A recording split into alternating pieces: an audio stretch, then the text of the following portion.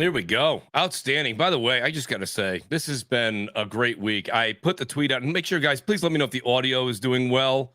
I want to make sure everybody can see us. Everything is going according to plan. Worked on this today as much as I could. Want to thank a lot of people, too. Want to thank Rich. You guys know I don't have his last name. I don't think he'd ever tell me, but Rich really kind of helped me get a couple things together last minute here, as well as C-Note. Shout out to C-Note, who's going to be listening to the show. That music was put together by him. Unbelievable beats by him. Amazing DJ, amazing musician. So I want to say shout out to him and thank you. He said he'd even make a couple of new beats as we go through this week in and week out. Hoping everybody can see us. Everything is good. Again, the chat never lies. Please tweet it out. Hit the like button. Hit the subscribe button if you would. We're using StreamYard today. I've been using Discord for the better part of my entire YouTube career, but I got to be honest with you guys. This is an outstanding service. I think I'm going to use it more and more often. I like the way it works. It's made for podcasting, and it just has a system flow to it that's really, really something. That being said, I want to say this much.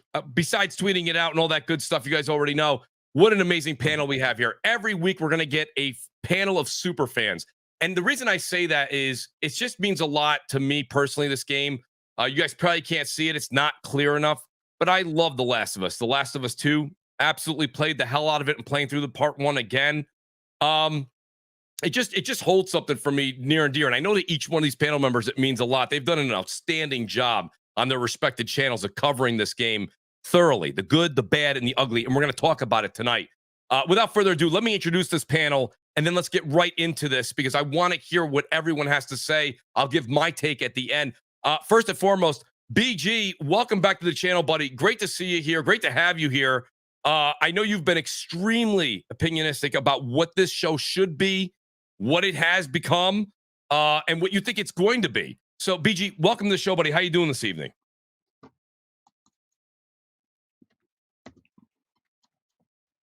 Oh, BG, you're still muted. I apologize, buddy. My bad. Yeah. Glad to be on the show. Happy to talk about, The Last of Us show and what we've seen in the first episode and, get to like breaking down what we like, what we didn't like and everything like that. Appreciate it, BG. And like I say, I always put the guests on the hot seats, not Crossfire, but I'm going to put BG in a hot seat first. But let me welcome the Mag, middle-aged game guy. Yes. Mag, listen, honestly, me and you kind of were talking about this before I even announced it. Want to say thanks to you for being here. And I know that no matter what anybody says on the internet, you are a major The Last of Us fan. Major fan. Glad you're here tonight, buddy. How you doing? Yeah, you know what? I'm fantastic. And honestly, this is the moment we've been waiting for. I know, no pun intended, with the NFL playoffs happening. This is a Super Bowl for us gamers who are fans of this series.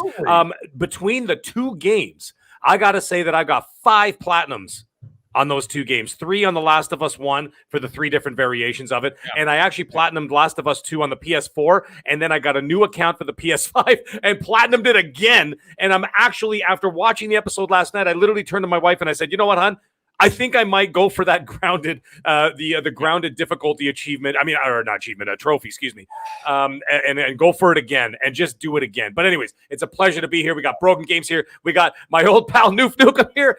We used to be on Gaming After Dark. My current partner in crime, Kay Asante from Primetime Gaming, and of course, my dear friend Mooch. And as you can see with the cameras on, we are not the same person. But anyways, we got a lot to talk about. Let's get into the show. What a great show. Different human, maybe separated at birth. Nobody knows. Asante, great to have you here. The great Mag just did an outstanding introduction. He does it for me. It's great. I usually have Mag on because then I can leave halfway through the show and get something to eat. Asante, how you doing tonight, buddy? Oh, I'm doing great. I hope you guys can hear me well and clearly. Yes. I'm excited to talk about it. I've actually seen it now 3 times. I just watched it again, and yeah, it's to me it's a special game, and I'm looking forward to breaking it down. We all come to it from different places. Yeah. And I really think the first one specifically is a work of art. And we'll talk into how it was translated here. It is I will at least say it is very much the best time to be a gamer because it seems like now you're finally getting some respect in those adaptations that they're translating. Yeah. I said this a couple of days ago and I'll say it again. The days of Prince of Persia are long behind us. It's true. The stigma behind games translating into TV or movies slowly shifting in the other direction. Everything takes time, but it took a long time to get there. Absolutely. So I'm happy to be here with all you great gentlemen, great content creators. So hear what you folks have to say. I appreciate that. And we can't speak content creation and humor without the great Noof Nukem. Noof, great to have you as well, buddy. Just outstanding, buddy. We don't get a chance to hang out as much as we used to back in the day, but to have you here tonight, buddy, and to get your take on this, the great thing about you is you're just candid. You say what's on your mind, and I can't wait to hear it. How you doing this evening? Boom, boom, kaboom. It's an honor to be here, especially with this incredible panel you have assembled. Like I said, it's a golden, I don't know if it's a golden era of gaming, but certainly, we're seeing the transcendence here of games into the mainstream media. Everybody's trying to take a kick at it. Some are successful, some are not so much. But boy, I think this one hits on all the right notes, and we'll get into that momentarily. But it is great to be here, Mooch. Thanks for extending the invitation. It's always an honor to be with you. And, of course, having my brother Mag in the same room, that is an extra bonus. And, of course, Kay Asante, always well-spoken, Kay Asante. And it's good to be here with Broken Gamers as well, who I don't think I've ever done a podcast with, at least not to my knowledge. Maybe we have. Well, I'm kind of glad you said that. That's one of the things I always do on the show. And BG says the same thing to me sometimes behind the scenes. On Crossfire, I try to do a revolving door of different panel members. It's great to get a different take, a different opinion. I don't care what side of the coin you lay on. It doesn't matter if you're Xbox, Nintendo, PlayStation, PC. Come on the show. Let's talk about it. And that's what we're going to do right now. Shout out to the great Jimmy Harrison. Jimmy, wouldn't be a show without you. He says, you're damn right. You're still going to get a super chat from me. Thank you for the show, guys. Jimmy, thanks so much for being here, buddy. I truly, truly appreciate that. BG, let me go to you first. Like I said, I'm going to put you on the hot seat. So not only did you get a chance to watch the show like we all did last night, but you got a little something special. I know this. I follow you on Twitter. But for some of the folks that are tuning in right now that don't know, what did you get to do? You actually got a premiere to go see this a couple of days early in New York. You're probably sworn to secrecy. You probably had to sign an NDA. I don't know what you had to do. But how did it transpire? How did you even get the tickets? We all want to know. No, it really wasn't anything like secret or like anything hard to do. They have this website called One Iota. And you just get the chance to like sign up for early screenings of different things, TVs, movie shows, live shows, and you just sign up. It's completely random if you get the ticket or not. And they had different times. And I just signed up for all the times, hoping to get the earliest one. I got the latest one at like 10:30, but I was like, I'm gonna go, Mm-hmm. And the experience they have it's not just like you walk in there and it's not just a screening. They made the whole experience. You walk in there, there's people dressed up as Fedra, people dressed up as Fireflies. They're completely like, I guess, cosplaying and in role. They talk to you like they're Fireflies. They give you popcorn, but it's like in a ration box, and they call it rations. When they're handing it to you. That's great. Yeah. So they're completely like in character, and like even the restroom, when you go into the bathroom, they have the sound of the clickers playing while you're in the bathroom. That's weird. But like, yeah, literally just the echo of the clicker while you're in the bathroom. So they just outfitted the whole place to give you the real like Last of Us experience. That's amazing. That the fact that they immersed you like that's amazing. What did you think though, BG, to see it on the big screen? Listen, I enjoyed watching it on my TV on the couch, but I'm not going to lie to you, and it's not because you're just here. I saw Hip Hop Gamer was out. I saw a lot of people got to go see this. Shout out to Hip Hop, by the way. But my point being is this. I'm sitting on the couch to see that on the big screen and be out like it's this, which it was. It was a huge premiere for HBO. You saw everybody that was out there. It was everybody from Neil Druckmann. We saw Troy Baker, et cetera, et cetera. Was there a vibe? What was the vibe in the theater when you were watching it? Oh yeah, it was like not on the same scale, but it's the similar feeling in there with because it was obviously a bunch of Last of Us nerds. Like nobody in there was like probably a casual fan. These were all diehard nerds. So it's almost like when you or I guess early on in the MCU, when everybody would show up to like the Avengers movies and things like that. Everybody in there is probably like most people are enthusiasts and everything like that. So yeah, you're in there with a whole bunch of like diehard Last of Us fans. So everybody knows the lines that are coming up, the parts that are coming up, the references, the Easter eggs. So you get that crowd reaction and everything like that to see how everybody responds. So that was that was pretty cool. And I brought my wife with me, and she's never played the game, but she likes she looked at it she approached it as if it was a one-off, as if it was a movie. Yeah. And she said, just judging based off the first episode, she would give that like a 9, right? And she's actually interested in just watching the rest of the episodes. Even my mother-in-law, she watched the first episode, obviously doesn't know anything about games, but it's a show they feel like they produced it and introduced it in a way that they can get into. You don't got to know anything about the game. So there's 2 major points that you brought up. We're going to circle back to them, BG. One would be the fact that some people who have not played the game are going to have expectations walking into this, and I wonder how they're going to feel. We're going to talk about that, but I want to talk more, in fact, about the gamers that have played the games, that know it to a T, and the shock factor on that. We'll get back to that in a second. BG, overall, because I said I have some questions I'm going to circle back to. What was your overall take on the show? Because you did have quite a video you put out on some concerns, and they were legit concerns. So where'd the show go? I know that the one big concern about the spores wasn't tackled yet.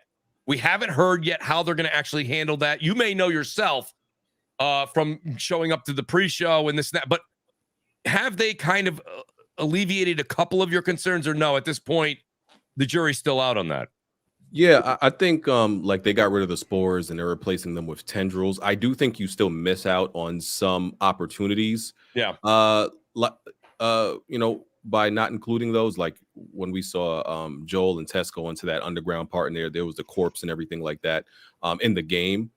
There was a similar part in the show, but they kind of cut that whole part out. So there's no spores. So the spores kind of created tension and atmosphere more than anything, and they played a part in like Ellie's advantage when she's going through the world, that she's the only immune one. Because she's obviously, Ellie could still be killed by these infected, right? If they just bite her neck or something like that. Yeah, she's still susceptible to that. Yeah, exactly. So like the spores are one of the things, like she's in her element. She has like a field advantage. So that's why it was like kind of sucked that they removed that. But the show was good. Like I said, one of my other major concerns was Bella Ramsey as Ellie, because I do think like I like my characters to look like what their source material characters look like. But if they don't, that can be overcome by really great acting. I think Bella Ramsey is an okay actor. She's still young, even though she's like 18, 19. I don't think she's on the level of Gabriel, who plays Tommy, or Joel, or Pedro Pascal, or even like what's that, Meryl Dandridge, who plays, she's the actual voice actor for Marlene. For Marlene. I don't think so she still has time to grow into being an actor. I don't think her skills are up there yet, right, to compensate for the fact that she doesn't look really anything like Ellie, but she does speak like her. I gave her those points. She was able to deliver lines, and in the way she curses and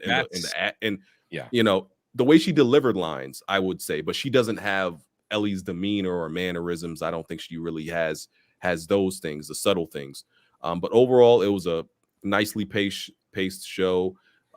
They hit on all the major story beats. They deviated in some ways, but nothing major that like really drastically changed anything or ruined anything. So the deviations were fine. And they did a couple of fake outs that were for the gamers, right? Because gamers expected something here, and of course they changed it up to show you like, oh, we got you. You thought that was going to happen, but it's not. So overall, it's a good first episode. That's a great overall review, BG. I'll tell you this much. So just like Asante, and Asante, I'll go to you next here. You said you've watched the show 3 times now. I've watched it 2.5. I started it up the 3rd time just now. Of course, the show was going live. I had to shut it off. But what I did do, in reference to one of BG's comments, and by the way, guys, you know how we always do Crossfire. I do want to get your takes, but if you guys have something where Asante or BG, myself, Meg, is saying something and you want to jump in, please just jump in. Don't feel like this is a situation where I have to call on you. You don't have to. But Asante, I actually, on the second playthrough, kind of closed my eyes when we got to that hall scene right after we found Robert was dead. And I literally did what BG said. I'm not going to disagree. Bella Ramsey could possibly grow into it even more.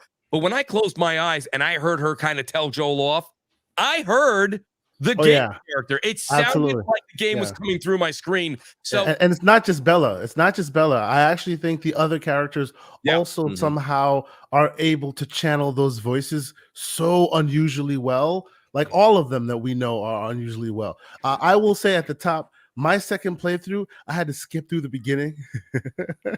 Let me tell you how I'm coming to it with this. Okay, so the character that plays Sarah, the actor that plays Sarah, right? She's literally my daughter in like 8 years. Same hair, same skin tone, same look, same attitude. So like, and of course, knowing what you know when you're walking into this game and walking into this episode, you know what's about to happen and all that.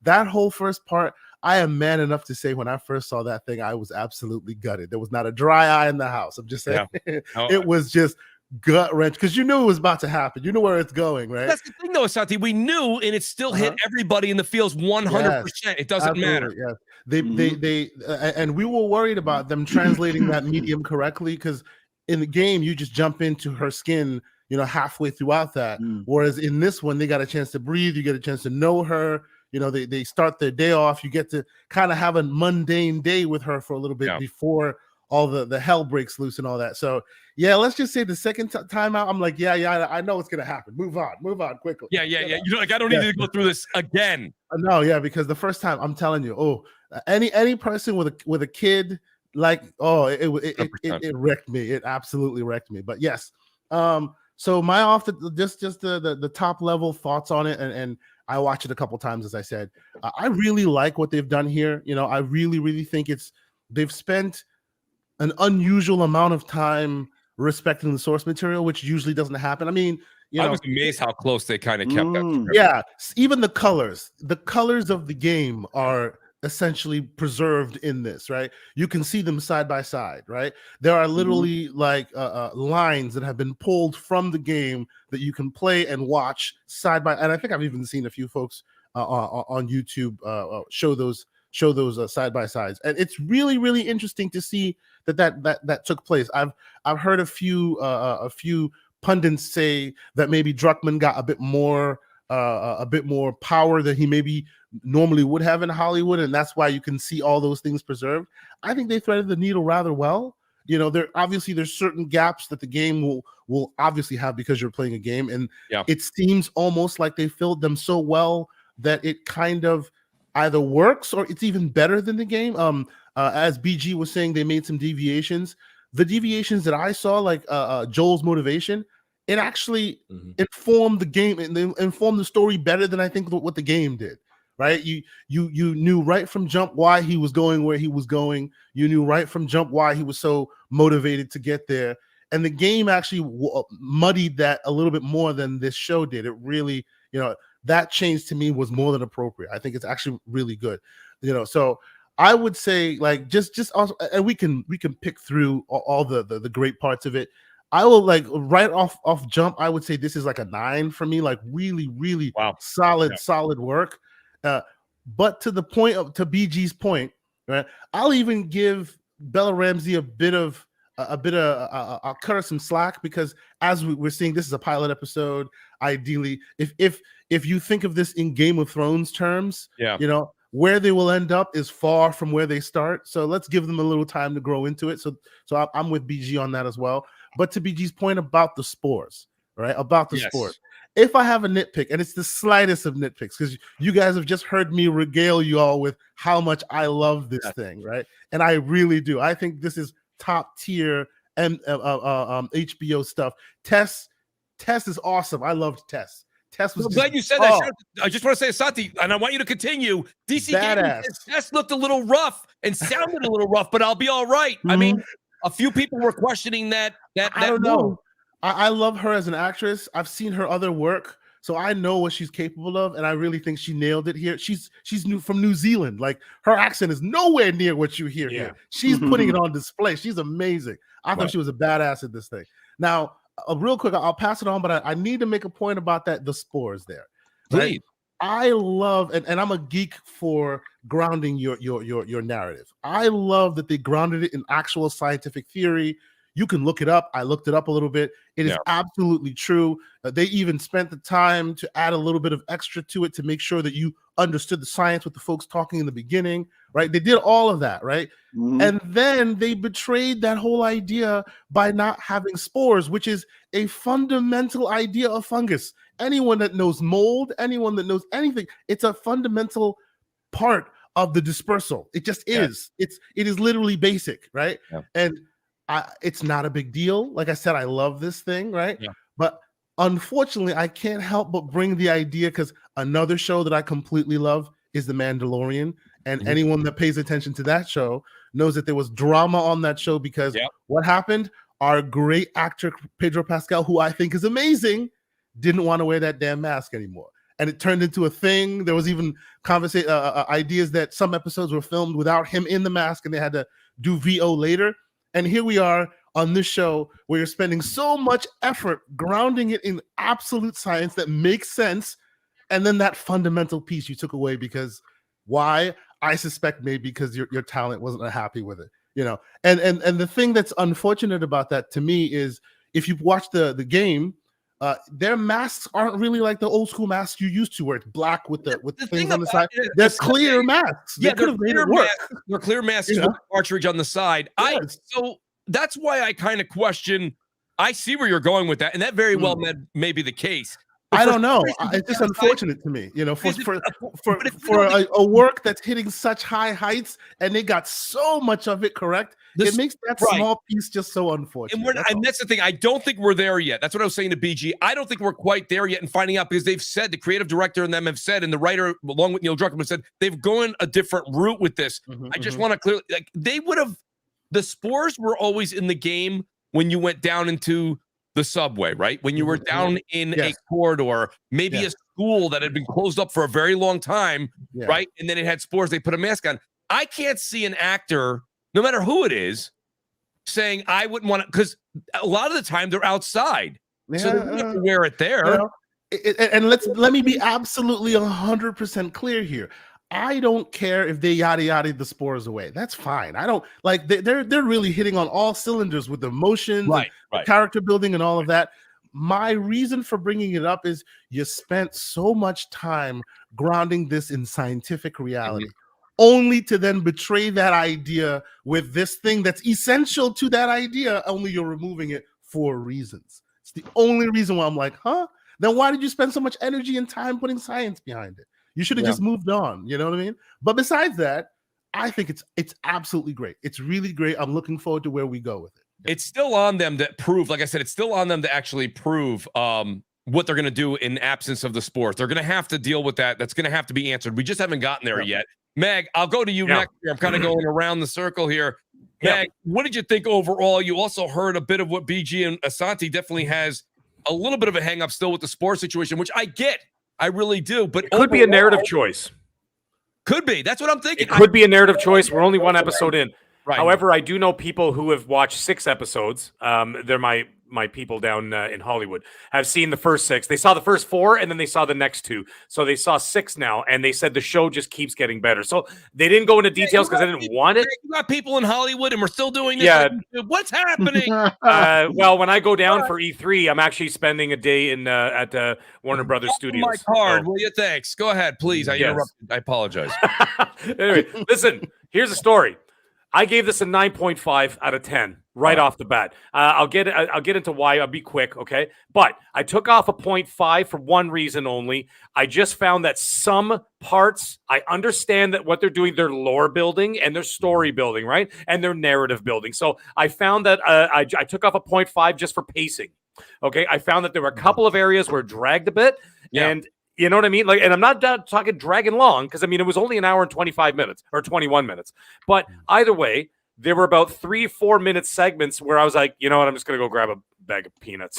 You know what I mean? So like, but the rest of it had me engaged and glued. Yeah, now, the funny thing is, for someone who's played the game, the original game anyway, that this is based on 3 times, I know every single bloody thing that happens. Yeah. So it's not like I was waiting for something new to happen, although you weren't afraid you were going to miss something. Yeah, it still felt like I said, my wife and I watched the show. We're sitting next to each other.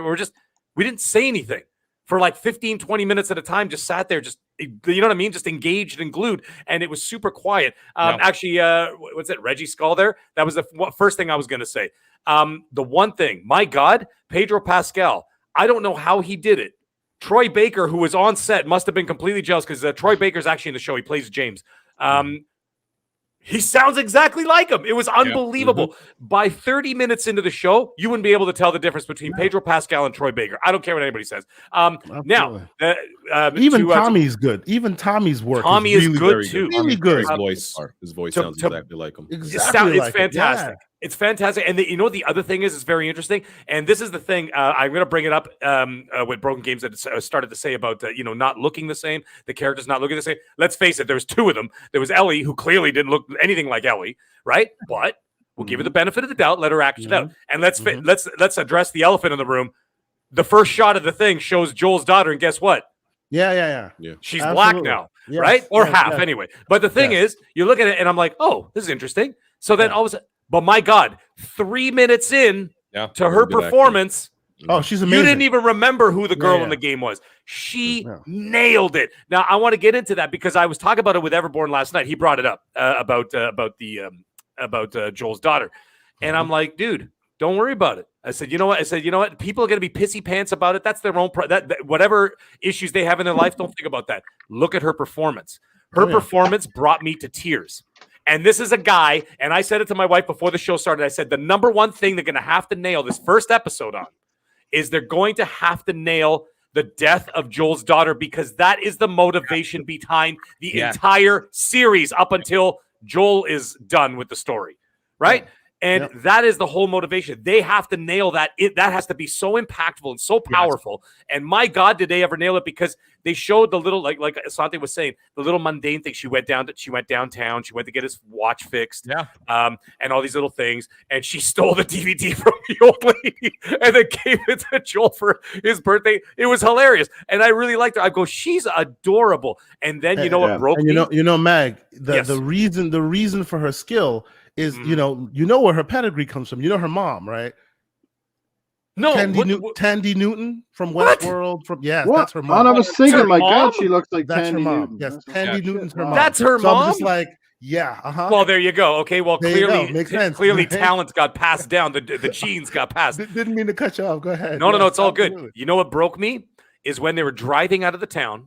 And thank you, Newtonian. That's exactly what I was going for. Sorry. And then, the other thing with Ellie, I'll get to in a minute. But anyways, what broke me was when they were driving out of town in the pickup, and you got Joel and Tommy in the front, and she's sitting in the back, and she's kind of glancing left to right, but not a peep is coming out of anybody's mouth. Just that monotone music of just the singular note holding there. And all you see is silent tears coming down her face as she realizes her whole world is completely turned upside down. And you could see that she's breaking. I started crying from that moment. Never mind later on when, you know what I mean? When she gets shot and the breathing and the crying and the holy... I was in tears. But even that car scene where the three of them are in the truck, the truck scene, they absolutely nailed that. That plane coming down, lighting up the city, that know the world is ending at that point. You see the things returning. I mean, they really nailed... And, Mag, to your credit, they really did have to nail that, because the one thing I want to... Because we keep talking about Ellie. And I think it's because the last game we all played was maybe The Last of Us. Maybe you played the part 1, but I think a lot of us played The Last of Us part 2, where Ellie was definitely the focal point. Right. The reason there was a whole controversy behind 2 was because Joel was such a strong character. Right. And that's, I think, what you're alluding to, Meg. That had to be so spot on. Yes. That you can feel the hurt, whether it be as a guy, as a father, whatever, when his daughter passed right in his arms. Yeah. That you could see how cold Joel got. Yeah. And did you see when he beat the crap out of the... He literally beat the security guard to death with his hands, and as he was doing it, it was flashing his thoughts of his daughter, and he was pounding the guy like literally into oblivion. That's where you could see the pain, and that's why it was so important that they nailed that beginning. Because if you didn't nail that beginning, you are setting the tone for the entire show. But anyways, to move on, the opening shot of the show. What a great homage for the gamers and for anybody who remembered. The opening shot was the billowing of the curtain. If you remember the load screen on the title screen of the game, what Like is the it? window? It's exactly that, the window, and a little bit of light going through, and you can see the dust particles, which of course was foreshadowing for the spores later on, which is also genius if anybody remembers or even noted those things. I remember, yeah. Right? Right. So you think of those, and those are the like I said, the foreshadowing for later on. All the little other little nuances for the gamers. Now, I will get into why the show is not made for gamers, but that's something else I'm going to get into in a second.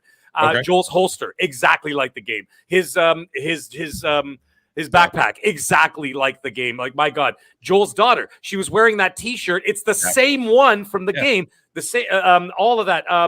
What else was there? Another great moment. The old lady in the wheelchair with the open mouth scream, silent scream, was probably like that. Literally made my skin crawl, making me thinking, "Holy crap! What are we going to? Just where are we going with this? How it was getting to horror." And ugly will this get? Absolutely. Scary. Another thing, they set the tone of the hardcore of the game and the grittiness and the brutality of that world. Yes. With the way that Ellie spoke. Okay? No little girl speaks like that except for Ellie. But that's the world she grew up in. The little boy who came into town that they literally euthanized because they were originally going to give him like a vitamin supplement. But then when he tested positive, you see her glance up to the guy, and then he grabbed the other needle, and then he injected the boy with the needle. That's a very powerful scene that and then you see reviewers over. Yeah, and then you see Joel taking the body and throwing it in the fire, and you're like, oh my God. That shows you that Joel is empty, since he had no Tess couldn't do it. So Joel was like, my daughter died. I don't care about this little boy that died. So it's crazy, isn't it? So. That shows exactly, BG. That's a testament, like I say, to what happened. Right, that's how Joel just like a switch flipped right after Sarah passed. And it didn't take long. Literally 20 years later, bang! You see that scene, and that scene is powerful. Very. And now the last thing I'm going to say before I pass off the mic, because we're short for time. However, is what. It's a question that I just want you to ponder. Anybody to ponder. So this is something I left with last night. We have to be careful of the Game of Thrones syndrome here because there's only 2 games with narratives for 2 games. The games take 7 bloody years to make. Yep. Okay? So here's the thing. You're going to do season 1 is going to be game 1. Season 2 will be, let's say, game 2. Maybe season 3. You could stretch it out. Maybe you can make season 3 about Abby, right? Season 2 is, about the Ellie part, and then Abby the third part. But then you think about it. You can't go if you go on and you deviate from the story, from Neil Druckmann's story and from the game, you're going to convolute the situation and make it difficult for people to follow. Yes. Now, I have a solution. Here's my solution, and I'll pass off the mic to Noof. This is what I thought about last night. Why not fill in the gaps while they're waiting for that third game by doing 2 prequel series, just like the Yellowstone does with 1883 and 1923, about the 20 lost years of Joel. There you go. First of all, let me just say, sign me up. And I think I speak for everybody on the panel and listening. I would definitely want to know what happened in that 20 years, because if we've seen how Joel is so cold, imagine what we would see, how brutal he was. And they even speak about him in that colony, about how gruesome and how awful he actually can be. He's Tess's hand. You know what I mean? Basically, if she says, go, that guy's got to go, he takes care of it. Noof, I'll go to you in 1 second. I want to say thanks to the great Grizzly Bear King. This is interesting, guys. He says here, biology degree here. Fungal spores easily infect through skin. So the game betrayed the science of fungal spores, not the show. Okay. Okay. We're getting taught here. Good. Concentration of spores, as shown in the game, will easily penetrate the epidermis in minutes. Just saying. Grizzly, thank you for that. I appreciate that. But I thought that it was a combination of both. If you were close, the obviously with the sepsis and the tentacles that work really well, but there were also spores that delivered that as well, which they removed. But hey, the more science, the better. If it doesn't betray it, that's more aspects of the show to really hold on to. That's a great. You guys already touched on it, but I think that initial first 5 minutes of the show, where it was back in 1963 or whatever, I hope I don't get the year wrong, but that was a crucial interview there, and to just give people an idea how it's not just going to be a zombie thing. It's kind of funny. It's kind of funny what they were talking about, right? They literally compared COVID to this fungal disease. That's literally what they did. Only they kind of projected it out in the past. Yeah, the fact that they talk about how we're trapped by plane. Exactly. Very interesting. It was very. I appreciate when you world build that way. It's really cool. I thought that that opening scene set the mark for me. The great Jimmy Harrison says Sarah, Sarah was amazing. Yep. Also, when they were driving in the truck to get away, the cops, the fire, it was literally spot on. Jimmy, I have to agree with you. Noof, let me go to you and get your take, and then I'm going to go and throw a couple of curveballs at you guys with questions that I've seen around the internet and ones that we've even poised on our own shows. Go ahead, Noof. I'm interested in your take. Okay, well, first of all, Sony often takes a lot of flack for, their game remasters. In some cases, people love them. But this is literally Sony's best remaster in film form. Okay? They nailed this. They nailed this this first episode of The Last of Us, recreating the amazing opening scenes of the game. Like I said, the fact that we as fans already knew what we were getting into, but yet could still relive that emotional synopsis right off the bat. My only gripe so far, again, the character casting is a little bit off. I mean, obviously that none of the actors so far, the majority of them, don't necessarily look a whole lot like their game screen counterparts, especially when it comes to Bella Ramsey.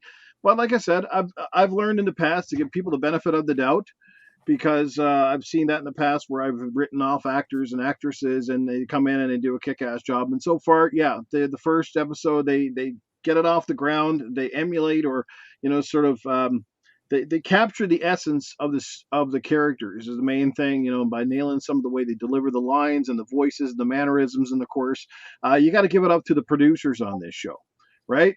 The unsung heroes, the people putting this show together. I mean, first of all, finding the right settings that look like they stepped right off the game. Everything from some of the cars. There was lots of little things that people who played the game several times noticed right off the bat. Especially like you get into that final scene of episode 1 and you see those destroyed buildings and all those cars and all the overgrowth and stuff. They were just killing the way. I'm killing in a good way, but they were just nailing it. This is such a well done thing, like that hope. I was on the edge of my seat for that opening car scene, where they're going to the city. They really capture that intensity. Like I said, you got to bring it up on the screen here now. The young actress, obviously Thandie Newton's daughter, who is kind of funny because I'm looking at her going, my God, she looks like somebody. And now that Asante brought it up, now it makes sense. I can totally see it. You can see it now, She was adorable. And that's the one thing that film sometimes has the luxury of, or sometimes that they have to build on, is in film and movies, they have to build up characters. Because if you don't care about characters in film, you're not going to go very far, So that's a big thing. It's about building the characters, and they did a great job. Gabriel Luna. I mean, the last time I saw him, I think it was in that Terminator movie where he played the villain Terminator. He did a good job here as well. I'm not really worried at the end of the day so much as how the characters look as to how they act and how they play out through the story. But boy, like I said, they nailed setting. It was just so well done, sound effects and the intensity. And, you had people on the edge of your seat when they go in that subway tunnel, they open up that door and you see that body entrapped onto the wall. Yep. It was like, wow, and like, it's just, and then you watch a trailer for the show and there's obviously a lot of stuff that's yet to come. And it's just like, man, are they ever nailing it? Like the amazing visual effects and the makeup effects and stuff. And, what makes The Last of Us so special too is it's kind of an environment and it's kind of a game that essentially we can all identify with, that we can sort of envision if life were to have something similar to this, you could kind of almost put yourself there. As a lot of you guys said, and Asante said, he's got a daughter about the same age as, or coming up on the same age as the girl in the game, and they share a lot of similarities, and that's what a great show does, is it tries to put you in the role of those people, and you start thinking about, well, what if it was me? And that's why I think The Last of Us resonated as a game, because it was just great storytelling. And finally, and kudos for them, finally, they made a show, but they made it for the fans first. It felt like it was made with love for fans who made the game first, where every other thing that we see out there, it goes the opposite way. They spend the whole time trying to basically sell you into the theaters or sell you on a show based on a name. But when you get there, it's nothing like what you recall. They change the characters' looks. They change the characters' backgrounds. They change, pretty much everything to make it appeal to people who have no freaking clue about the game.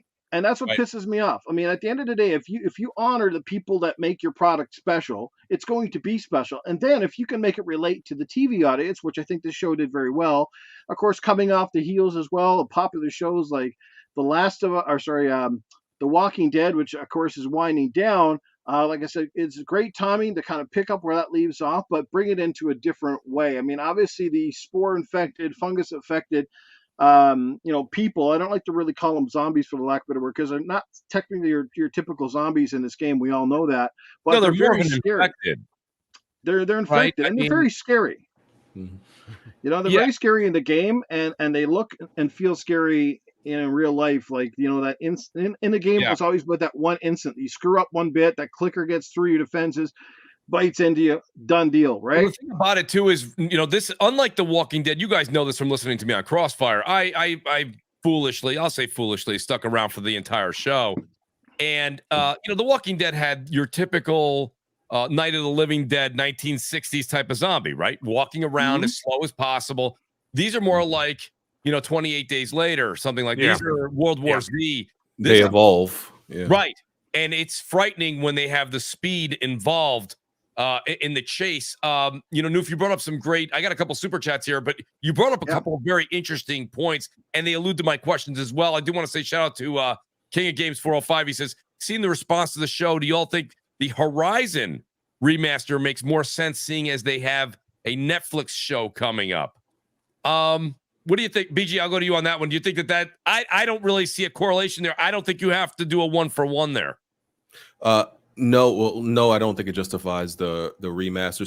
So I said, so after I've seen the first episode, I said I understand why they did The Last of Us, part one, with this remake, because The Last of Us remaster, even though that was like 2012, 2013, it still feels older when you play it now, right? It's not the best version of the game you could give to people who are newcomers, right? That's not really the version you want to present to them. Horizon is still a very the first one is still a very new game. Like it's mechanically, it's far beyond sound. It's above sound. It's literally modern, right? If that game came out today, like literally today, we would still be like, yeah, still feels like a current game. So that's why it feels like kind of pointless. The first Last of Us, the original version seems somewhat dated in certain ways.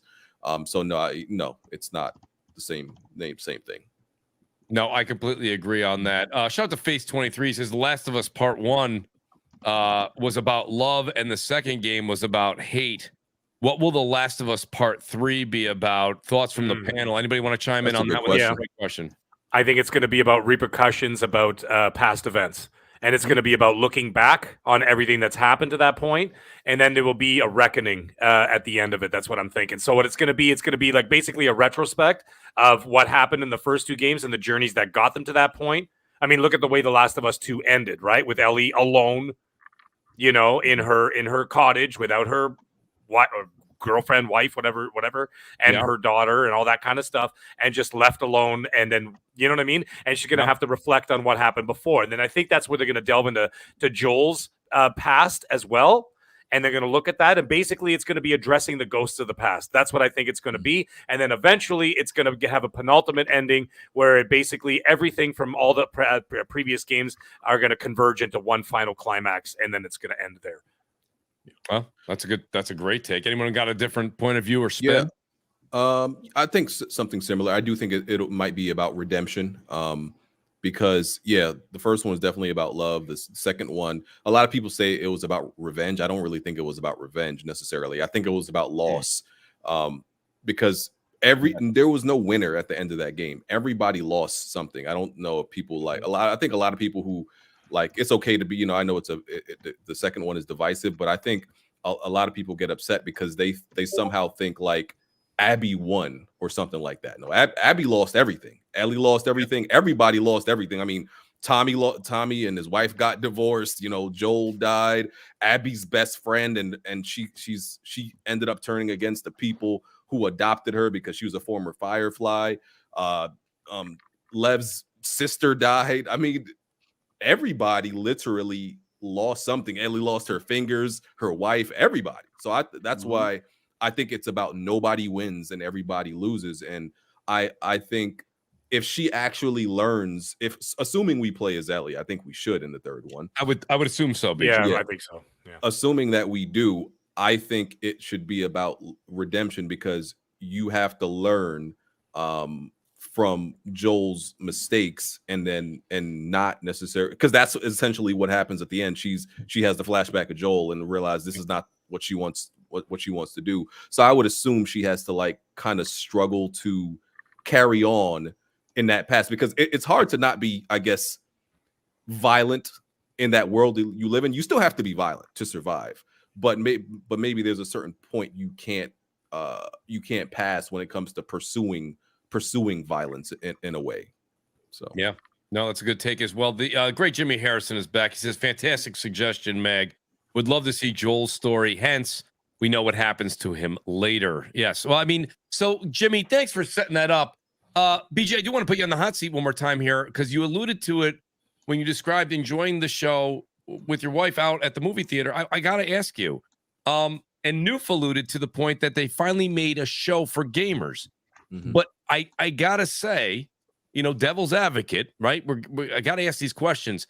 There's the shock factor for us gamers is probably outside of the gore that HBO will add to it, that cable probably could not do in The Walking Dead. And The Walking Dead still showed a good amount of gore. You have to give them credit where credit's due. Outside of gore, what does this do for the gamers as far as you're never going to not feel like you can't get up and grab a drink, use the restroom, do whatever you got to do? You know what's coming down the pipe. A, that's my first question for you. B, I'm going to parlay it. For someone like your wife that did not play the game, that enjoyed the first show, is the story being told at a pace that somebody that doesn't know what's going on can enjoy, or are they moving too fast through the game? And we're okay with it because we understand. But did you find yourself having to explain some of the gaps? Yeah, because I think newcomers, they would have to watch the episode more than once to really, each episode more than once to actually get it. I had to, I had to explain a few things to, like when I was speaking to my wife and my mother-in-law about certain things they didn't pick up on. Yeah. Because even the scene where Tess and Joel, and you know, after they killed the Fedra agent, where they realize that Ellie is infected. In the game, they kind of take their time at that scene. Like, it's like this grand reveal and revelation, like, oh, she's infected, but somehow she's not, you know, turning. And the game sits on that moment and lets it linger. But they kind of rush past it in this show. And I think maybe because of runtime and the fact that, yeah, they were saying Fedra is, you know, they got to run because Fedra might be behind them. But there's like maybe one or two scenes that I felt like were rushed, and we know they cut out some things that were just really gameplay parts. So I do think for us gamers, there's not going to be, I think there might be one or two episodes that are big surprises, because I don't know, they seem to be saying something about that David, not David, that Frank and that Frank episode with what's the name on, I think that's the third episode. They seem to be doing something very different from the story. Yeah, it sounds like they're telegraphing that they're gonna go different than what we're used to. It looks that way. Absolutely. Yeah, I agree with you. Because I don't know what exactly because that episode is just gonna be them two. Right. It seems. Yep. And some people have alluded to, they think like both of them might die, or I don't know. I hope I really like and why am I blanking on his name? Frank and Jesus Christ. What's his name? I don't know why I'm blanking. We'll find him. The guy who plays Frank? No, the Frank's boyfriend that Joel meets up with. I don't know why I'm blanking on his name. But everybody knows who I'm talking about. Like, I hope they don't kill Bill. I don't know why I suddenly couldn't remember his name. But I hope they don't kill Bill. Bill is a really good character. He's a really cool I see what you did there. I saw what you did there. Yeah. Sorry, it had to happen. Forgive us. Yeah. Forgive us. I wasn't even on purpose. As soon as I heard Kill Bill, I'm like, huh? What? Yeah. I hope nothing happens to him. He's a big part of the middle of the story. He's a connecting point and everything like that. And so I hope he still survives. And it's just, I don't know, but I think in one of the 2 episodes, in at least 2 episodes, they're going to do something very different that are going to be a surprise for the gamers. But pretty much everything else is going to be maybe par for the course. Like, yeah, we know what's going to happen there and what's coming up and everything like that. No spoilers here at all to anybody. I think everybody here has seen the game, played the game, right? But BG, you make a good point. I think Bill, the surprise may be in other shows where people get killed off. I think Bill would be a great supporting actor throughout this series. Him and Joel, think about it, the dynamic here. If they stick to the story that we all are aware of, him and Joel are not exactly best friends. They definitely left off on some bitter times. Definitely seemed like Bill owed Joel, right? I mean, no, we know that from the game. But at the same time, I like that bitterness that could exist. Almost became that same bitterness that didn't last long enough with Shane and with Rick going into season 2 with the controversy with the shared wife in that instance. So I mean, it is what it is, but I like that bitterness that can happen in a post-apocalyptic world where there are no rules. Yeah. So I agree with you, BG. I really do hope that that's the case. I'll throw another curve. By the way, if anybody wants to, Meg, you brought it up. Yeah. I went and got a snack. I went and got something. I mean, if the story does do what gamers are asking it to do, and that is stay true to the game. Yes. Everybody wants to tune in on Sunday night. I loved tuning into Walking Dead the first 3-4 years. Yeah. You never knew who was going to die. Yeah. Unless you read the comics. Yeah. Right. But they didn't necessarily stay true. Yeah. That's true. So how are gamers going to react? That's, I guess, my question I'll pose to you. How are gamers going to react when they deviate from the game story? They're going to react. They're going to react the same way that Lord of the Rings fans reacted when Peter Jackson released his trilogy. They're going to react the same way that like anything that happens whenever they do like a Batman versus Superman movie, how it differed from the comics, from the Dark Knight Returns, all that kind of stuff. It's all these different things. It's never going to change. It's going to go on forever. And the reason why is because, listen, it's 2 different kinds of narratives, right? Video games are one set of narratives in the way that they're made and the way that the story is told. Movies are a different medium. Books are a different medium. Television is a different medium from film. And that's why I actually believe that video games actually would be better adapted for television than they are for film, because you're trying to squeeze in a 2-hour movie, let's say, the story that you probably put in 50 hours into, and they're going to try and squeeze it into 2 hours. You're never going to satisfy everybody, right? So I understand that. So if they deviate from it, it's fine as long as it's good. And you got to remember something. This may be controversial to some. Yeah. Some might get it, some might not. But trust me, I do, because I have people who do this for a living. Right. They didn't make the show for us. As much as you want to think it, they didn't. This is a tightrope. The tightrope is keep the fans happy, because there's millions of fans that love it. Yes. So in a way, that I would say 60-40. 40% for the gamers. The 60% is to get more people to subscribe to HBO Max. They don't care about how many people are watching. I don't know if you guys knew this, but the actual metric is not how many people are watching, is how many new subscriptions they got based on the show. That's how they measure success now. So for example, if they get, let's say, I don't know, 1 million new subscribers to HBO Max during the time of The Last of Us being shown live, that's how they measure success in the metrics going forward.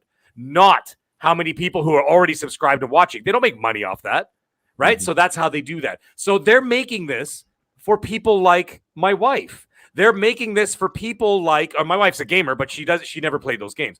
But the thing is, they're also making it for people who maybe, let's just say, they're Xbox gamers who never owned a PlayStation, or a Nintendo fan who never owned a PlayStation, or maybe just people who've never played it and they watch the show and go, God damn it, that was good. Where is this again? Oh, it's on PlayStation. I want to pick it up. I want to play it. So what they're doing is it's a double move here. Okay. You're getting Sony. Okay, they're attracting people to the PlayStation to get people to play these games and into their ecosystem. And HBO is trying to get new viewers into the service because everybody's talking about this great new show. My dad, who's 74, he says to me on the phone last night, he goes, "What are you doing tonight?" I'm like, "Oh, I'm watching this Last of Us." Right? And then he says, "Oh, yeah, I heard about that show. Is it going to be good?" And I said, "Yes." Gaming with Persona, you're absolutely right. 40% of it. The 60% is business. Hollywood doesn't care about the fans. They really don't. They care about the money. So what they do is that they keep just enough fans on the hook, and the rest of it is for new people. They're trying to attract new people and new money. That's how the business runs. That was my question when it comes to the story and the lore here. I mean, the gamers are already going to tune in, right? They were going to tune in. They're going to tune in anyway. Right. So the new fans, that people that just subscribe to HBO and go, wow, Sunday night's always been their big killer moment, right? So is this going to be their new Game of Thrones Sunday night? Yes, it is. And they're already advertising it as such. Have you seen the advertisements? HBO now has their new Game of Thrones. HBO now has their new House of the Dragon. Right now, they've bet the farm on this, right? They put and everybody's promoting it. It's crazy. And they're promoting the hell out of it because what did I just say 3 minutes ago? HBO doesn't care about if you think that, Ellie looks funny or whatever, or she doesn't look like the character. Right. They just care how many new subscriptions they got because the show is tracking hot.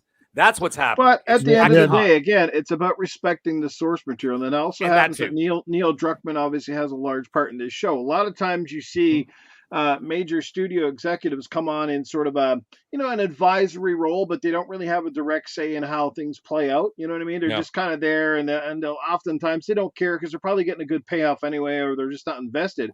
Like we saw, like it's funny, like the oldest Mortal Kombat movie, the first one that ever come out, is still regarded by many people as one of the best video game adaptations, simply because they honored the source material better than movies that followed later on in life. Like they butchered Resident Evil. So shout out times. to Mila Jovovich and stuff. I mean, she's a half decent actress, but I mean, nobody really wanted her in the role. Like, I think, we all remember when the first Resident Evil movie come out, you're like, what the hell is this?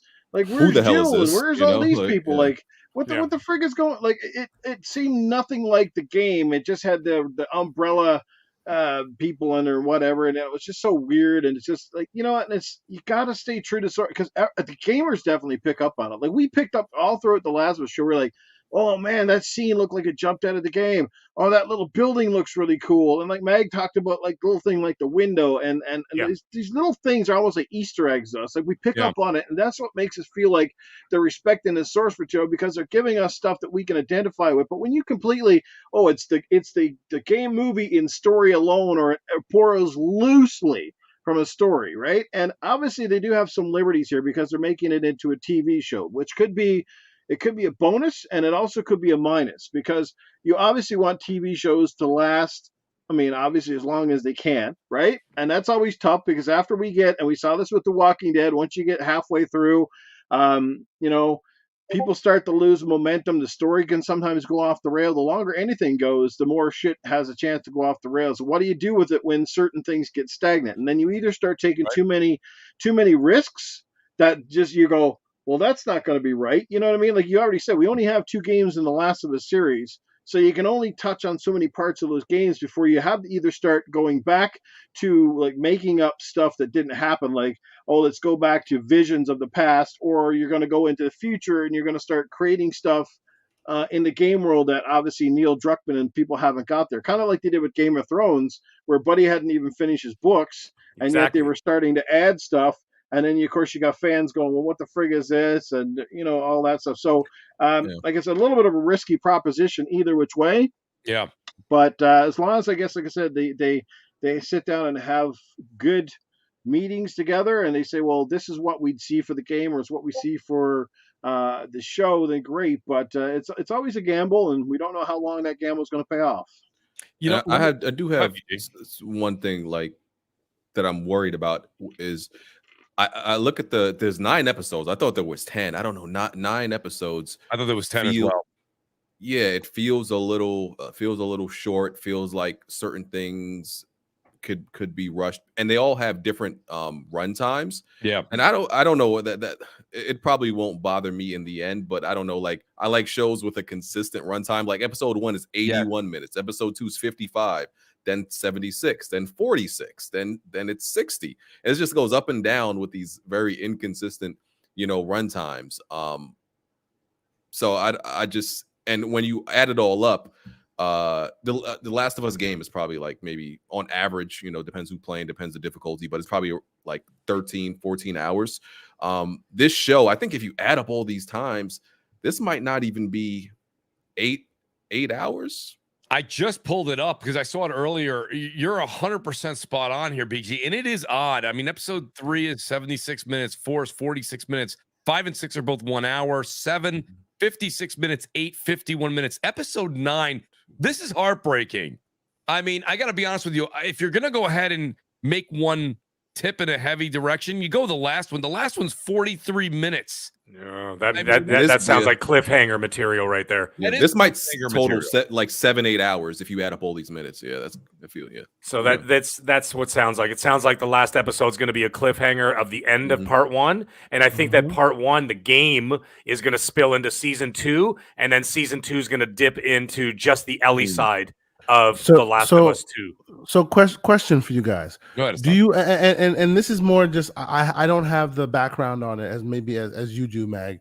You guys really think that all of season 1 will button up the game 1?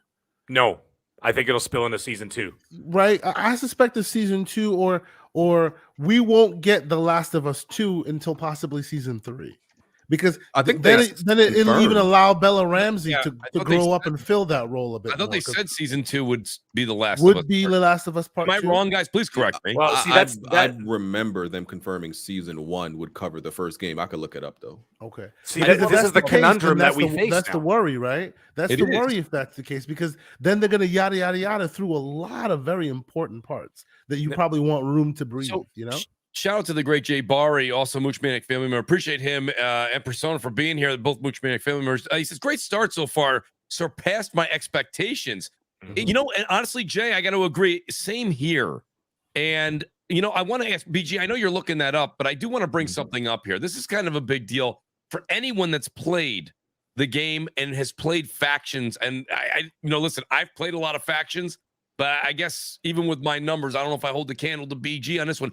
BG, did you notice the music score was spot on? I mean, they ripped it right out of the game.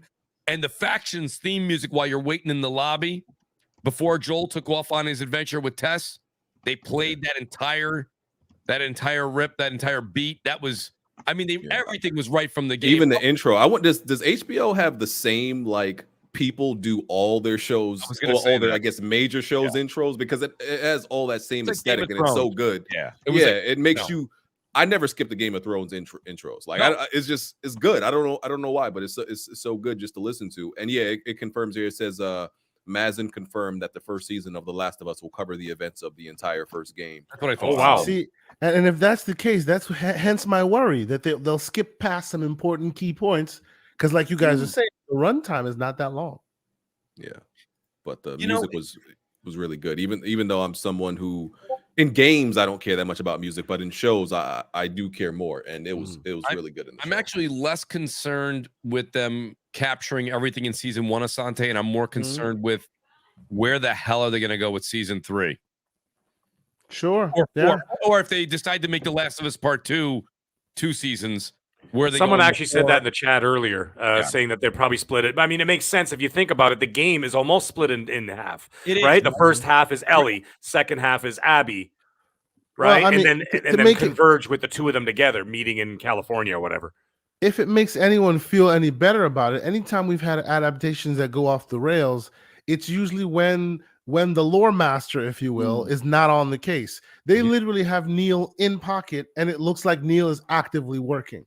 So, you know, the person who has been spinning the yarn in the game is now spinning the same yarn on the show. Presumably, if there is a season 3, which will most likely will be, which we know definitively will be before the game, because it takes a long time to make a game, I suspect he will be still giving the same ideas to the team to make this. See, that's the thing, though. Where do you draw the line? Because you got to be careful now, because you don't want to give away spoilers for game Part 3 for a game, right? Versus, and then you're showing it in the show, see, that's what I'm talking about. The Game of Thrones problem. Like George R.R. Martin has been writing The Winds of Winter for 11 years.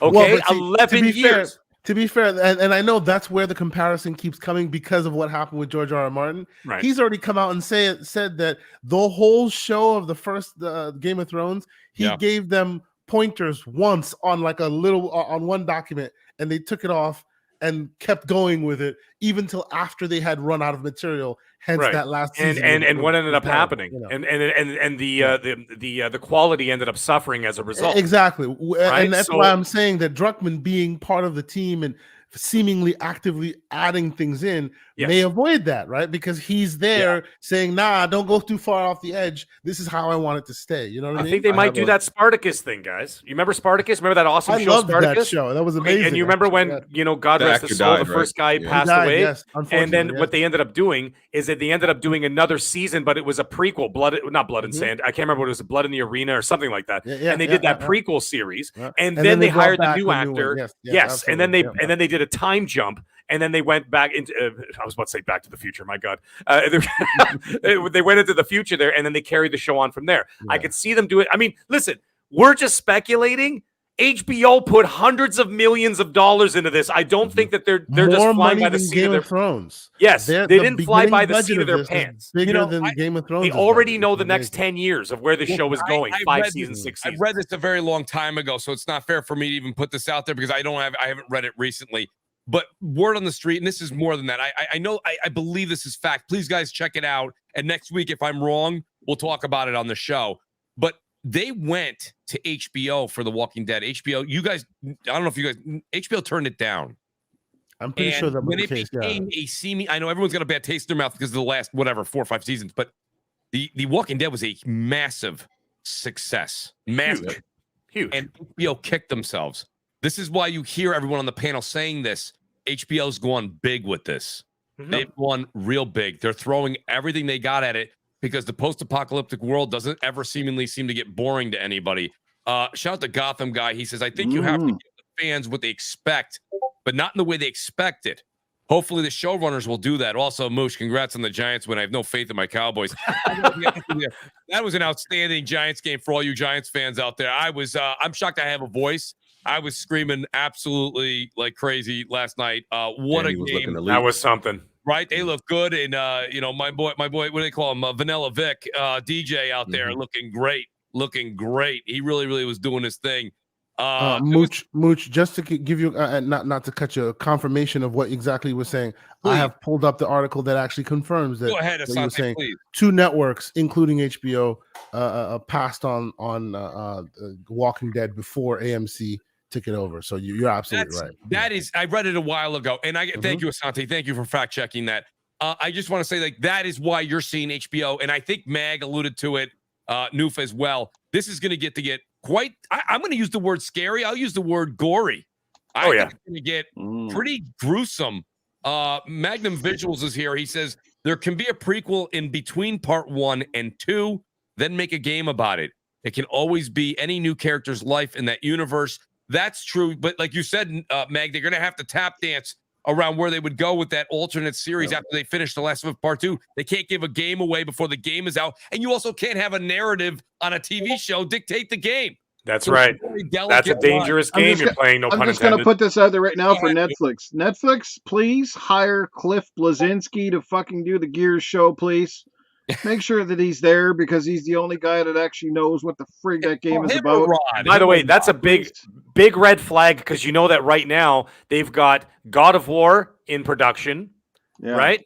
That's going to Amazon Prime. And then you've got the Gran Turismo, like whatever. But I mean, Gran Turismo show is happening as well. There was really no narrative in the game, but they are doing that. These are big flags for everybody to say, hey, this is how we do it. I bet you those writers for God of War are going, oh boy, okay, we better make sure this is good. Because if HBO's knocking it out of the park, Amazon Prime, who's got the same amount of money going into these shows, they better not mess it up, right? So you look at that. This is a huge thing. Now they just put a huge microscope on these other Sony products that are going to be bringing to the and of course, Netflix doing Gears of War as well. You're right, dude. You know what, though, Meg? You see that internally with Sony Studios, don't you? Let's say the 5 of us right now, the 5 of us are each the respected leads to each of the Sony studios. If I see BG comes out with a game, and he's got an overall Metacritic score of 92 after days have passed, and then my game's coming out in a year and a half, I'm not saying I'm going to beat the 92, but I have to strive to compete with my brother, with my brother studio. I can't. I would feel like I'm letting the entire umbrella down if I got I'm making this up 75, 76. So what it is it's a very healthy internal competition. And I think you're going to see that portray also into these TV movie shows. I got one more super chat. Then I'm going to ask you guys one question. And then, as I promised, I wouldn't go too long. Jeffrey Rivers says part 1 is 12 to 15 hours. But how much of that is gameplay versus cutscenes? Show doesn't have to worry about gameplay bits. Cutscenes is probably 5 hours of the runtime. Jeffrey, that's a great point, too. And that was what I was alluding to Asante. I'm less concerned about that. Not saying it's not going to be an issue. Asante, you might go at the end of this when we're on week 9. You're on the show. You're going to go, I'll be honest with you, dude. I told you this. And they cut a lot. Yeah, and it's not a direct correlation of runtime to gameplay. That's ridiculous, right? They're two different mediums. It's just when we're remembering these stories, we're remembering certain moments. You know, the giraffe comes to mind, and everybody knows what I'm talking about when I say the giraffe. Yeah, you know, certain moments where you're allowed to breathe. And as we've seen this first episode hit really greatly, right? But as you guys have noted, certain moments that were moments of pause and reflection were quickly sped along for the purpose of the show. Yes, we're in the pilot, so we don't know where we're going, but I just hope that does not become the cadence of shuffling things along to the next set piece, and that moments are allowed to breathe. And in doing so, you know, you'd want more episodes or maybe more of a runtime there. We'll see how it works out. You know, of course, you don't correlate the runtime of a game. You know, a game that's made for you to explore the world. Obviously, all of that gets layered in as well. But we'll see where they go with it. I'm just hoping they allow, as Mag said, that's why it's a better correlation to always try and get adaptations of a show to a game rather than a movie where you really have to speed things along. And I'm hoping that we get that. We get more of that in this as well. And just to touch on a few things. First of all, like as far as the other shows that that is under the PlayStation umbrella, let me just say I had the most faith in this show. I really don't trust like the God of War and the Horizon, because those are fantasy games. And I'm like, if this is supposed to be live action, the budget to make that look good is going to be insane. I don't even know how you make God of War in live action. I don't know how that gets done. I think those shows should be animated. I just have, if you can pull off God of War in live action, you should get an award, because I feel like you have to water it down. There's no way you have Kratos in live action doing all those things he does in the game. It's just going to be a very different version. Basically, concessions the TV show. You cannot hit the heights that you want to hit there. Yeah. Exactly. Last of Us is already a grounded show, so this was easy to translate. Yeah, like you're looking at like a Peter Jackson level of like CG effects of like full CG characters, cave trolls that they fought. Those cave trolls from like, let's say, the Fellowship of the Ring could easily be used for like a God of War sequence, right? As we fought so many of those trolls, you know, with the ones with the big stone pillars and stuff. Like that, those kind of things. The world snake and all that other kind of stuff. Those are big things. But yeah, you're right. That's going to require major money, and that's going to require Rings of Power style money. What did they spend? Almost $1 billion. And on the production of Rings of Power for 5 seasons. And what Noof was saying about, just to touch on Gears of War, even though I was skeptical about the casting about The Last of Us when we first heard about it, I did accept that the characters don't have to look exactly like their counterparts. I still like them to look like somewhat like it, but it doesn't have to be exact, because I see a lot of people casting the squad for Gears, and they're going with people that are not necessarily the best, but just look exact like pretty much ex-wrestlers. And I'm like, this is not the casting you want for Gears of War. You don't want like Batista and The Rock and no, you don't want all these ex-wrestlers, man. Like no, Terry Crews, no, that's not it. Do not go with that. And the last thing I would say about The Last of Us is just thinking forward. I think the show, when you get to part 2, I think part 2 could be less like polarizing and divisive, depending on who you use to cast Abby, who you cast Abby, right? Yes. Who's the actor? Because a lot of people just don't like Abby. They just hate what that. Come on, they're not casting Ronda Rousey. I was just gonna say Chris Pratt, because he's everything, right, with a wig on. I think depending on who she is, who even how she looks, people could be more accepting oh, this is the chick who bashed Joel. So avoid the gun show. Is that what you're saying? Yeah, honestly, yeah, I think people just couldn't accept that. You know, even though the game explained why she has like 20-inch rims on her arms, like That's right. people it just looked very out of place to a lot of people, and among other things, they didn't like that. So I think if you have this, like, because you know she is based on an actual like weightlifter, but the weightlifter is more has a more athletic build, but they just buffed. They went too far. They went too far. Yeah. So, yeah, that's right. So I think if you tone that down a little bit, people could be like, okay, we accept this a little bit more. Yeah, that's true. And you know, it's funny. So BG, when you said, let me get one more word in, that was actually the question I was going to ask the panel was, do we need to have, are we going to saturate the market now between Gears, Horizon, GT? These are some, and they are mixed. Some of them are movies, some of them are TV shows. God of War, we're probably going to see, we definitely are seeing a season 2 of Halo.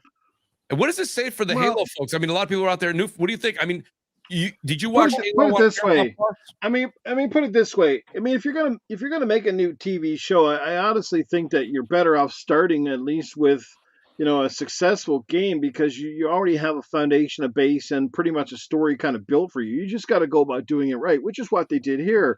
Yeah. But sometimes you can take the show or the movie and you can kind of go completely backwards. I mean, you know, it's funny, right? The Uncharted movie is not out that long, and of course that's Naughty Dog, right? Yeah. But I mean, to me, right off the bat, you know, the casting was, to me, atrocious. I know a lot of people love Tom Holland, but when you got a guy there like when you literally have a guy with acting pedigree who's actually a pretty well-known actor, I'm talking about help me out here, Meg. What's the Canadian guy there that wanted to play the role? Nathan Fillion. Nathan Fillion. Yeah. You know, where the guy literally had a production company go out and build like a 20-minute YouTube Uncharted, basically saying, hey, studios, look at me. I want to play this role. I sound like the guy. I look like the guy. But then they completely ignore that and they cast. He unfortunately aged out, you know. By the time they got serious about that, he was a little too old for it. I do agree with you that he was perfect for it. Though. I mean, if Arnold Schwarzenegger's still playing the Terminator, they can damn well bring in Nathan Fillion to do a couple of movies here, at least 3. I mean, Indiana Jones is coming back, for crying out loud. So, true. On that, and they had old fart, what's his name there, in Black Adam. Old James Bond shows up as a character. You know what I mean? True. So I don't really buy it. Yeah. I know how studios roll. They go what's hot. They don't really go what works. They go what's hot, and then and maybe that worked. But anyway, Fillion would have been a better choice. You are correct, absolutely. You know, getting back to the show is like. Yeah, I mean, obviously, yes, strike while the iron is hot. If video games are a hot property now in Hollywood, then go for it. But again, they're not all going to be successful. It's how well you do the source material. I think Halo nailed a lot of things, but they also strayed pretty far from some of the, you know, the fiction, the games itself. I mean, I understand the reasoning behind it, you know, based on what the producer said about the show and about the reason we see Master Chief's face. Okay, fine. But he had his face out the whole time. As a matter of fact, he got to the point where he had his ass out too. It's become a parody now. He's called Master Cheeks, you know, because he's naked all the time and he's a face out. And it's like, so, you know, he had this lore, this mystique about him, and all of a sudden it's like, you know what I mean? Like that was just one of the things, and then there was just all these weird characters thrown in, and they nailed the look and the special effects are great, but that's kind of where it ended. The production money was good, but I think that the story there is, first of all, going back to what we said, that's a tough story to tell, and that's a really hard story to get people who didn't like the game involved. Mm-hmm. It's the tightrope that I'm talking about. You gotta appease both. You're trying to bring in new people and then keep the people that are invested happy. So it's very difficult to do. Yeah. Right? Whereas the creators want the show or movie to be faithful to the source material. Yeah. And then that's what I was getting at earlier before people start chewing my face off in the chat. And then the executives don't give a shit about the source material. So they're like, does the source material work and is it going to make us money? That's all they care about. But like you said, that's why Neil Druckmann's there. Neil Druckmann is there to bring this around back to there, is that he is there to make sure that's so, because he knows that his source material is good. It's quality. Halo stories are unlike- good, but they're like sometimes they're not unlike great. Kiki Wolfkill, who was there for Halo, but all she could really influence seemingly was some CGI effect sounds and whatnot, Right. while they veered completely off the Halo beaten 2 path, story was the best story in my opinion, whatever. But the other ones were kind of like, okay, it's just these guys show up, they do this, they shoot this, and that's it. Right? Well, So but most of the Druckmann's stories were Halo amazing. story, Halo's lore is in its books, not in its games. Like its Right, real lore is in its books. Absolutely. And I that- have heard that. I've never read those, but I've heard that in itself is a great point, because most of these games Mm-hmm. have great source material if you go to the books, and why not adapt a great book? I said that about the Star Wars series. Star Wars, same thing. Timothy Zahn wrote so many great Star Wars books that never even got turned into a movie, yet they went and made all these tacky ass movies, and they changed a bunch of shit and pissed off half the fan base, and now they're making shows that are freaking weird. It's like, like I don't know. So I man, do like, think the plus side there's a about all line in the this, sand here. You know what I mean? the plus side of about all this is up until now, and I've also like done a little research on why it took so long for the Halo story to come out. And literally, it's at first it was Microsoft walking in the room with Microsoft money, right? And Hollywood going, we don't care if you have Microsoft money, you're gonna give us your material and we're gonna Hollywood it up. And it took them a long time to get to a place where Microsoft was happy with the decisions being made, and so was Hollywood. And eventually it came out very generic and washed out, right?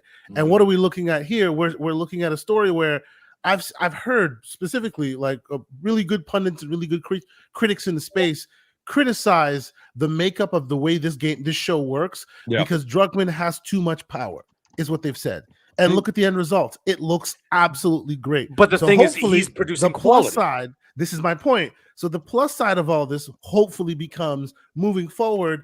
These creators, the Kojimas of the world, get an actual seat at the table when they're making these adaptations, rather than saying, "Okay, thank you, give us your IP and move on." Because those past ones seem to have produced very generic things, and Druckmann is proving that, hey, bring me in the room and I'll make your adaptation much better. You know And what I Druckmann mean? said he walked away from other networks who wanted to adapt. Who it. wanted to He do said- it basically like Halo? Yeah, they wanted to.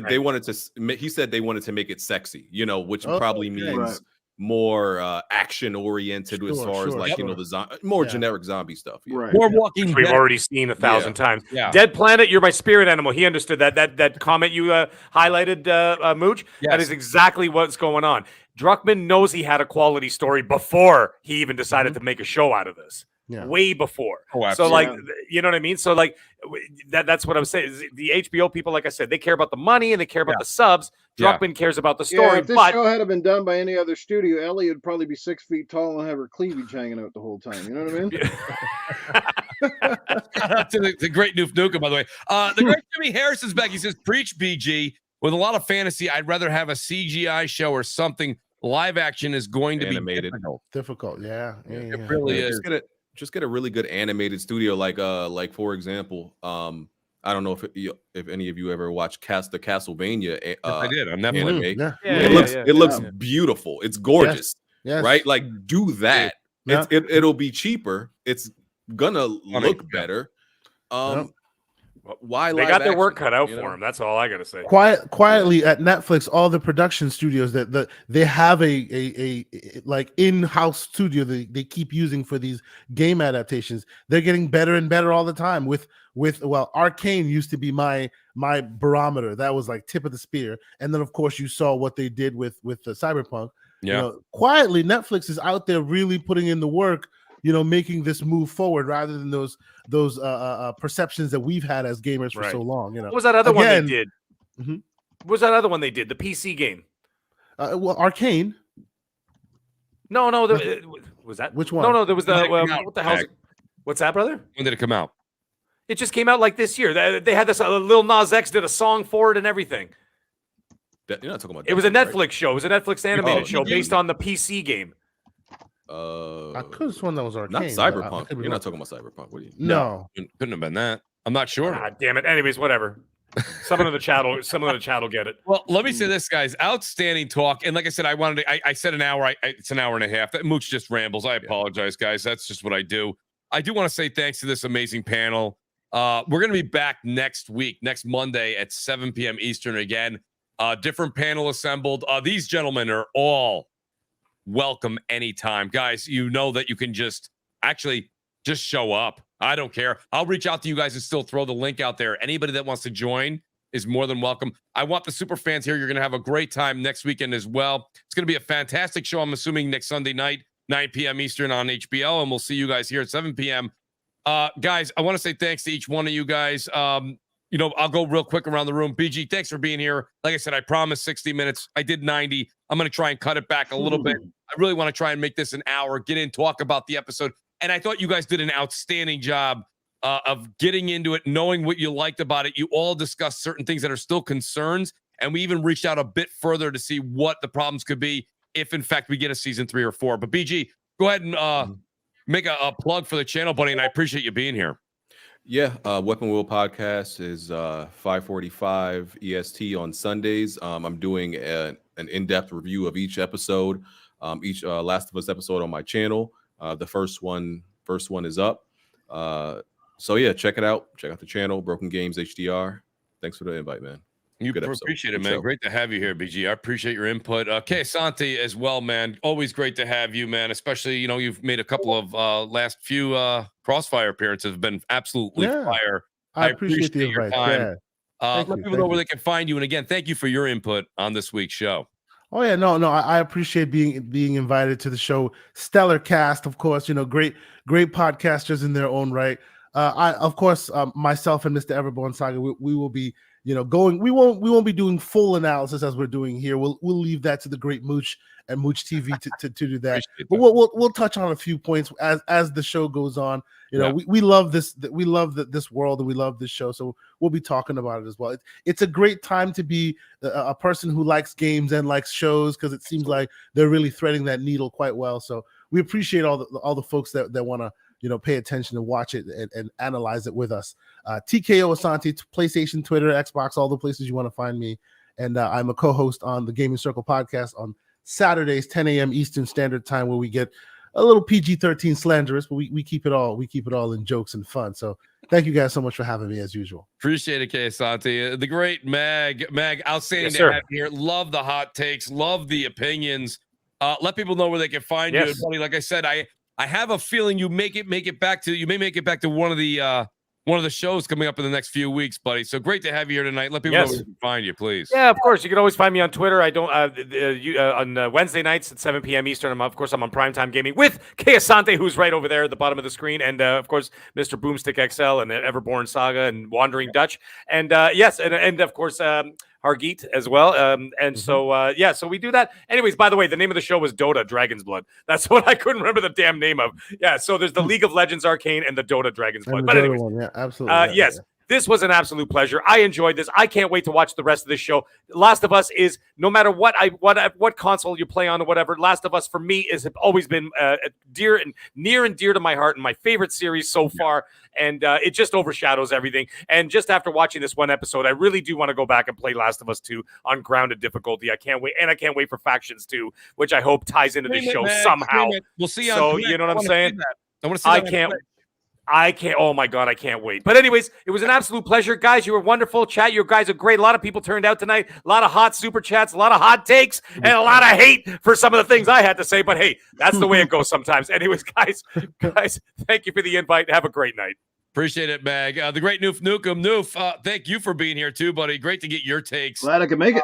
Always a lot of great hot takes coming from you too as well, Noof, up there in Canada. That's the only thing hot going on right now up there, but I got to be honest with you. No, it's cold as hell in New York too, trust me. But Noof, thanks for being here, buddy, and let people know where they can find you. First of all, thanks for having me. A Dynamite Panel. This was a great show, and you had a great turnout in the chat. And sorry if I got distracted like a clicker at a rock concert, but yeah, it was a good time. Always good to hang out with you guys. Like I said, hopefully I'll get to come back for one of the other episodes if time permits. And I'm glad that you went over to StreamYard. I love the service. I've been using it for a while, and it just works. It's great for people that just getting into this podcast stuff, or even the veterans and everything else. But anyway, I had a lot of fun. You guys can find me Noof Nukem pretty much everywhere on Sunday mornings, 9 a.m. Eastern, 7 a.m. Mountain Time with Good Morning Xbox. And on Tuesday nights, well, I'm no longer doing Gaming After Dark, at least for the foreseeable future. I'll be streaming over there a little bit, mostly on PlayStation through YouTube, my YouTube channel. So come check that out, and hopefully I'll be playing some more great games over there. And like I said, kind of makes me want to get back into the Last of Us series again, and go discover some stuff that perhaps I didn't get to in the first couple of times around. But it's been a great show. Honored to be here. Thanks for having me, Mooch. We'll be back soon. Great, Noof. Thank you very much. And like said, I do like this. This is one of my first times. I used this before. I'm doing the paid subscription for StreamYard. I'm not going to leave OBS and that whole setup quite 100%, but I am going to be dabbling at least 50% over here. I like the convenience. It's very nice, and there's a lot of tools here that are very useful. So if anybody in the audience is thinking about it, check it out. I mean, OBS is definitely a beautiful product, but it takes a lot of time and effort and a lot of art design, I think, to make your set look good. Here, you can make your set look good with less time. And you can get right to your content. So it depends on how you like to do it. I'll be dabbling with both. But I want to say thanks again to this phenomenal panel of super fans of The Last of Us. Guys, thank you. I'll take us out with a little bit more music from C-Note. Shout out to C-Note for providing this amazing music. Excellent music, by the way. It needs to be said again. Wow. Well done. Yes. Thank you, guys. Go over and check him out, too. Actually, I'm going to go ahead and just shout out his Twitter real quick. It's C-Note. It's at C-Note Matthews Jr. It's just an amazing, amazing artist. Sino, thanks for what you do. I'll take you out with some pictures of The Last of Us and some beats, guys. We'll see you next Monday, 7 p.m. Eastern Time, and Crossfire, of course, Friday, 7 p.m. Eastern Time, right here on Mooch TV. Appreciate it, guys, and good night. All right.